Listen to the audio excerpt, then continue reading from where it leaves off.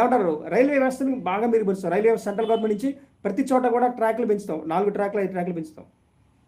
100 ఎకరాల భూములు లగ్జరీస్గా లగ్జరీస్ విలాలు తీసుకొచ్చే కంపెనీలు ఎవరికి ప్రయారిటీ ఇవ్వం. పొల్యూషన్స్ కానీ లేకపోతే అలాంటివి ఉండే వాటికి కూడా వాళ్ళు అన్నీ ఏమంటారు, అన్నీ కూడా కరెక్ట్ ప్రాపర్గా ఉన్న వాటికి పర్మిషన్ ఇస్తాం.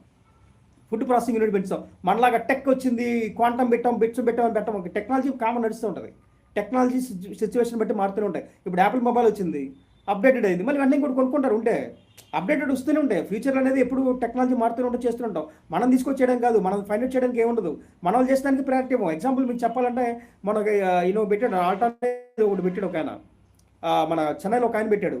ఇది మొత్తం వాట్సాప్ లాగా ఇంకోటి తీసుకొచ్చి పెట్టి అన్నాడు. కానీ ఏం చేస్తారు, అందరూ డౌన్లోడ్ చేసుకున్నారు. మెయిల్ పెట్టి అన్నాడు, మెయిల్ పెట్టుకొని తీస్తారు, డిలీట్ చేస్తారు. ఎందుకని ఎండ్ టు ఎండ్ ఎన్స్క్రిప్ట్ లేదని చెప్పి భయంతో తీస్తారు. ఎందుకని మన స్టేట్ గవర్నమెంట్ పాయింట్ ఆఫ్లో భయం ఉంటుందని ఉద్దేశంతో.